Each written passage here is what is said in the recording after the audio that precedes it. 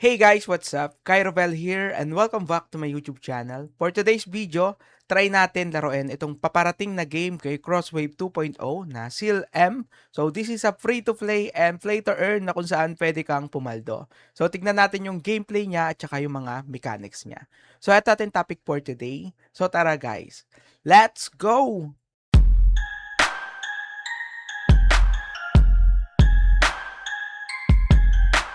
So ayun na nga no, andito na tayo kay Seal M. So ito yung pinaka gameplay niya and tatry lang natin to. So yung kay Crosswave, yung Seal M on Cross is hindi pa siya open. Pero pwede pa kayong mag-pre-register, ayan. So pwede pa kayong humabol sa pre-register on Google Play Store, Apple Store, o kaya naman sa my website mismo para makukuha kayo ng rewards. So sayang din tong rewards dito. Palapit na tayo sa 1 million pre-registration. Then 2 million, meron tayong mountain goat. So 600k na yung nag-pre-register. So ililip ko na lang to sa description link sa baba o kaya naman sa my comment section below. And ginawan din natin to ng video. So pwede nyo yung i-check sa YouTube channel natin kasi marami kayong information na makukuha doon about sa mga play to earn niya and kung paano kayo pumaldo. So ayun na nga no, pag nilabas to sa may Crosswave 2.0, magkakaroon sila ng token dito. So may tokenomics to and pwede ka ngang pumaldo dito. So, unang-una sa may campaign, sa Crosswave 2.0 campaign. So, meron na to. Pwede nyo itong gawa ng video. Copy nyo lang yung hashtag niya para makasali kayo and maka-earn kayo ng cross token. So, madali lang naman sumali doon. Kahit 0 subscriber YouTube channel, pwede kayong sumali. And hindi lang yon, meron din ditong cross a million jackpot. So, a chance to win 1 million cross or $100,000. So, convert natin sa PHP yun, siguro that's around 6 million pesos na pwedeng paghatian ng mga sasali dito. So, pwede kayong sumali dito, malay nyo, maka-jackpot kayo and maka-earn kayo ng malaki na cross. Anyway, try na natin laruin itong Seal M para makita nyo yung gameplay niya at mga mechanics niya. So, touch to start. So, kahit anong server na lang yung piliin natin dito. Ayan. So, magawa na tayo ng ating character. So, sa character guys, sa class, marami silang pagpipilian dito. So, class preview. Ayan. So, ngayon, ang pagpipilian natin is 2, 4, 6, 7. 7 yung class. So, kapag nirelease na sa may Seal M on Cross is 5 lang ata. Hindi kasali yung dalawa. So, yung Cook tsaka Hunter, hindi pa siya kasali. Kasi siguro baka i-update pa nila to. So, ito pa lang yung pagpipilian natin doon. Warrior, Knight, Jester, tsaka Mage, Priest. Ito pa lang yung available na class na pwede natin laruin sa may Seal M on Cross. So, anyway, ang tatry natin is Warrior siguro. Yan, haba naman ng espada ng Warrior dito. Pero kailangan natin, you can advance when you reach level 10. So, kailangan natin mag-level 10. And, syempre, lalaki character natin, ang pangalan is Cairo Bells with Say. Lagyan ng cell. Ay, sakto lang pala. Cairo na lang. Tignan natin kung pwede yung Cairo. Aba, may gumamit na ng pangalan. Ay, Cairo na lang. Ganun din naman eh. I-delete din naman natin to.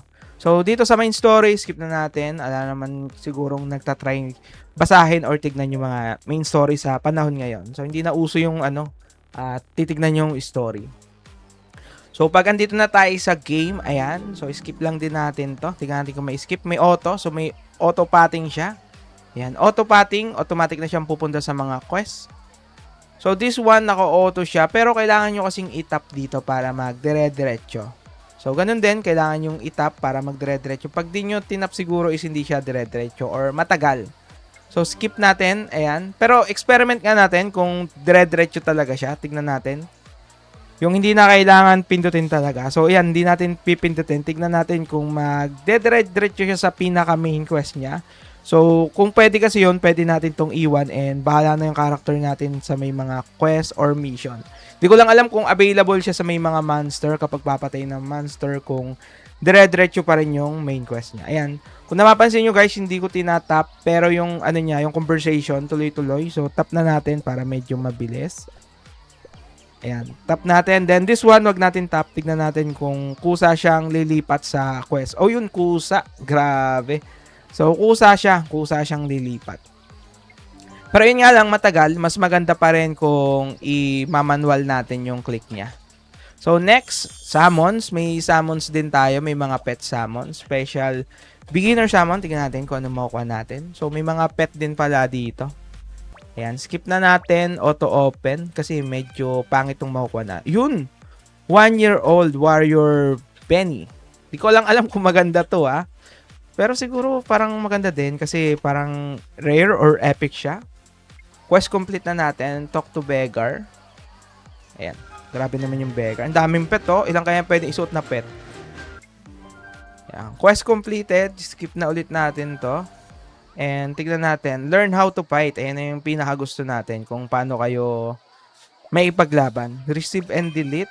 So, meron tayong mga libre dito. Ano to? Sapphire. Ayan. I-back lang natin. So, click natin dito. Nasaan na yung pet natin? Pwede pa natin equip yon. Auto-equip. Ay, yung panuntok. Grabe. Patay kayo ngayon sa akin. Tingnan natin kung na-auto-rotate. Ayan. Pwede yung i-rotate yung, yung camera. Then, tingnan natin yung view. Ayun, pwede. Pwedeng top view. Tsaka, pwede rin yung gantong view.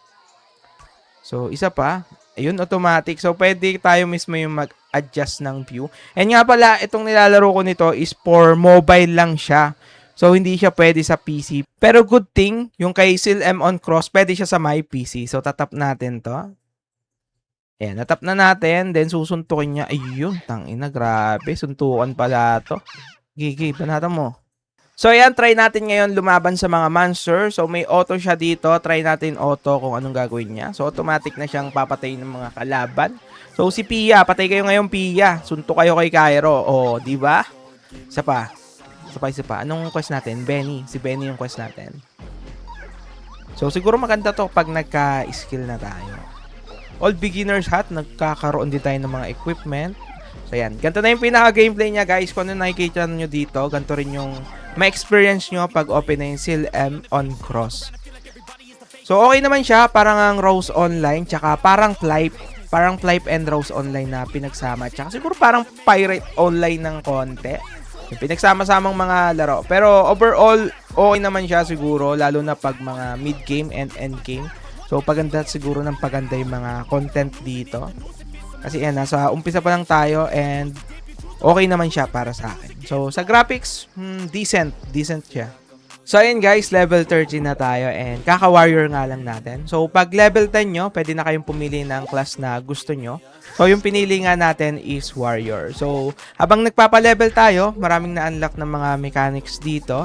So, unang-una yung guarder or yung mount. So, yung mount natin is scooter. So, pwede natin siyang i-level up and pwede din natin siyang lagyan ng skin. So, mas maganda yung skin, syempre, mas maganda itsura niya. So, pag tumer yung pre-register nga tayo, meron tayong mountain goat mount. So, pwede natin yung equip sa mount siguro natin.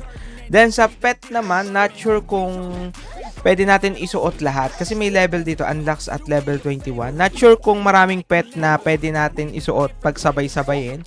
So, kung pwede, ilan yung slot niya? 2, 4, 6, 6 na pet yung pwede nating isuot sa isang character. So, not sure pa yun guys kasi nagtatry pa lang tayo dito and gusto ko malaman kung pwede nga. Siguro next video pa level 21 natin to para makita natin kung ilan yung pet na pwedeng ilagay. And susunod, meron silang stats dito. Strength, Int, Con, Beat, tsaka Wisdom, and Luck. So, pwede kayo mag-experiment ng stats na gusto nyo na nababagay sa character or sa class nyo. So, dito, di pa natin alam kung ano yung main stats ng warrior. So, titignan na lang siguro natin pag open na yung game ng SilM on Cross. Doon na tayo mag-experiment ng mga builds natin. So, sa may mission, pwede kayo mag-auto-teleport. Click nyo lang yung parang arrow dito. So, mag-automatic na siya. So, click nyo lang yan. May fast travel na. So, automatic, pupunta na kayo sa pinaka-quest nyo. And lastly guys, andito yung mga request board, yung skills. Yung skill, pwede natin iset sa auto. Drag down lang natin para ma-auto skill na siya. Kaya kung mapansin nyo yung skill natin. So, may konting lightning. And I think hanggang dito na lang muna yung video natin kay SilM. So, tatry ulit natin to and papa-level 21 plus nga natin to sa next video natin para ma-unlock pa yung other mechanics dito ng game at ma-experience talaga natin yung pinaka full gameplay mechanics ng SilM. So, once again, I'm Cairo Bell. Kung bago ka lang sa YouTube channel ko, please do like and subscribe and click the notification bell para lagi kang updated sa mga free-to-play and play-to-earn NFT and syempre mga bidyong katulad nito. So, always remember guys, happy farming and peace out! Hey guys, what's up? Welcome back to my YouTube channel. And kung bago ka lang sa channel ko, ako nga pala si Cairo Bell na gumagawa ng mga free-to-play and play-to-earn NFT content. So, nagre-review din tayo ng mga upcoming NFT games. And syempre guys, nagbibigay din tayo ng mga tips and tricks para mapadali ang pagpaparm nyo. And kung gusto mo lagi ka updated about sa mga NFT games, so click mo lang yung subscribe button and notification bell. So tara guys, let's go!